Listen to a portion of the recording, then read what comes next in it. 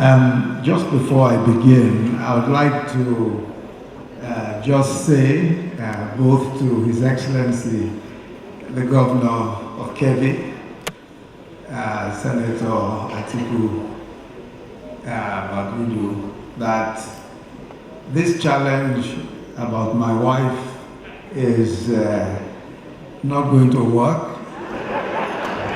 Today, we are both supporting our wives today. Both of us are supporting. So, I must make excuses because I'm not any kind of poet like my wife is. Thank you very much. Excellency, the Governor of Kebbi State, Alhaji Abubakar Atiku Bagudu, our host and wife of the Kebbi State Governor, Her Excellency Hajia Aisha Bagudu, members of the National Assembly present, especially distinguished Senator Smart Adeyemi and distinguished Senator Olubunmi Adetumbi, Her Excellency the former First Lady of the Federal Republic of Nigeria, Hajia Mariam Abacha, the Honorable Minister of State for Education, Mr. Chukwuemeka Nwajuba, the Malawian Deputy Minister of Education, Mrs. Madalitso Kambawa Wirima, Excellencies of the Diplomatic Corps present, heads of federal government agencies and parastatals present, members of the Kebbi State Executive Council present, management and staff of MALLPAI Foundation, and my own dear in-law, Hajia Bola Shagaya, who's seated there, honored guests, ladies and gentlemen. First, let me thank Her Excellency Aisha Atiku Bagudu and the MALLPAI Foundation team for their very kind invitation to me to attend this special Literacy Day. And I think it is fitting for the MALLPAI Foundation to be the host of an event to mark Mass Literacy Day. This foundation, which in the last 10 years or so, has been led by the passion, the commitment, and foresight of Her Excellency Aisha Atiku Abubakar Bagudu, has sought to make perhaps the most important contribution that anyone can make to the lives of thousands of people, and that is education. Man is the sole dynamic in nature. He or she, unlike animals, has talents and abilities to develop himself or herself, and also develop the environments. A person, a man or a woman can make chairs from trees, can invent planes, cars, can invent vaccinations to prevent diseases, can do all manner of things to develop the community.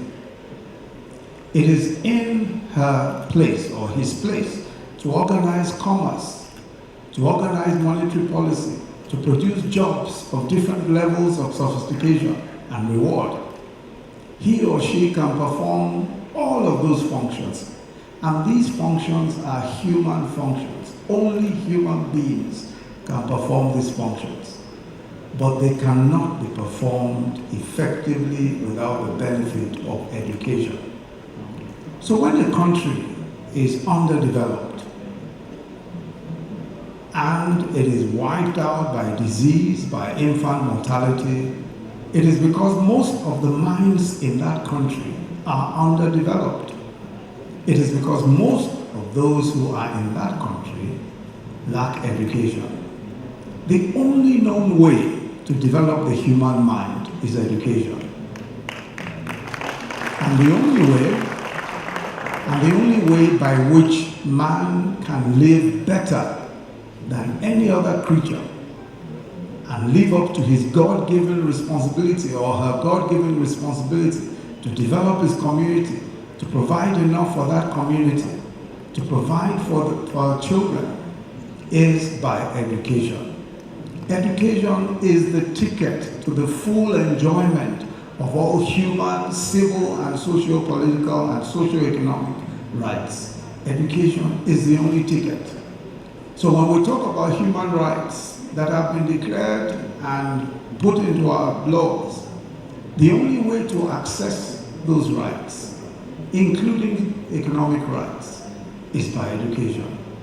So at the most basic level, the ability to read and write, not just in one's own language, but in other global languages, is crucial.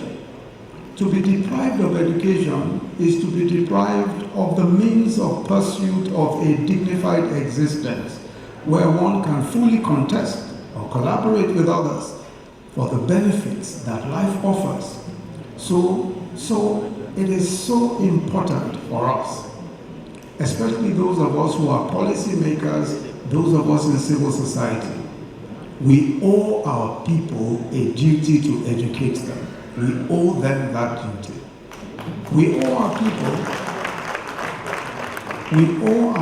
a duty to lift their minds to the level where they can benefit maximally from the environment and give benefit to others. Every study, every survey that we have seen confirms that education, especially of women, has a multiplier effect on everything around them. In other words, if you educate a woman, she transforms her environment completely. It usually means a longer lifespan for themselves and for their children.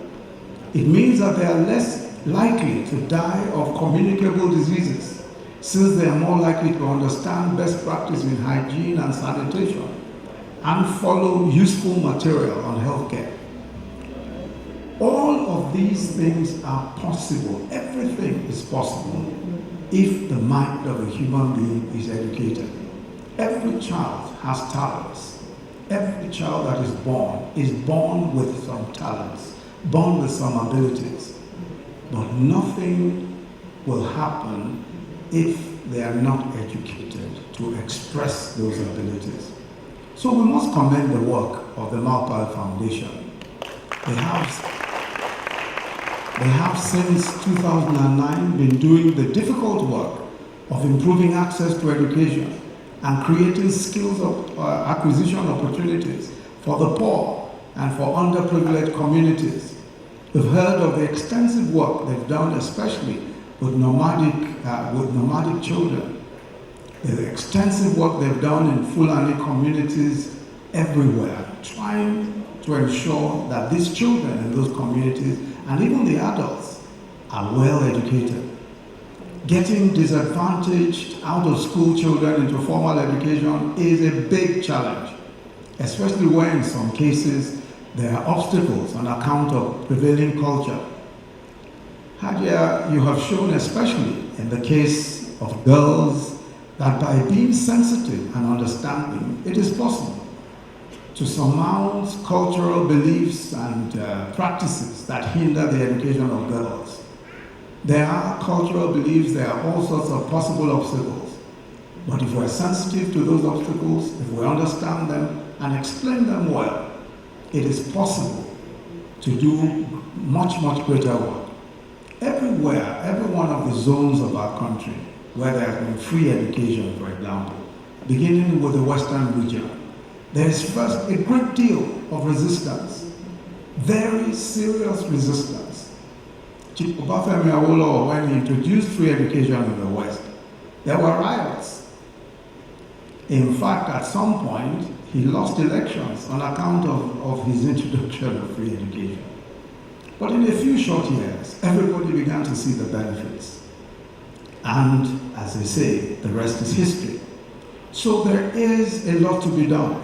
We must have the courage of our convictions. If we say girls should be educated, we must make sure that we follow through. It may not be popular, but it will be popular eventually. What is even more touching? What is more touching for me is that you have included those who were left behind as children, and you are now creating new opportunities for them as adults through skills acquisition training and financial aid. I truly believe that the more lives you transform in the communities you serve, the more the mindset will shift in those communities towards embracing formal education for all. I want to commend you, Hadia, and your team for the brave and selfless work you've been doing over the years, and for not giving up, and especially for not giving up in the face of many challenges. But I know that behind your great success is the steadfast support of your husband, His Excellency, Atiku Bagudu, and members of your family, especially Mariam, who has also decided to devote her own time to the work of MALLPAI. It is my prayer for you and your team that as you have given so many such joy and hope, that the Almighty God will continually give you also joy and fulfillment, and will bless you and sustain your work and your service to this country and to humanity. Thank you all very much for listening.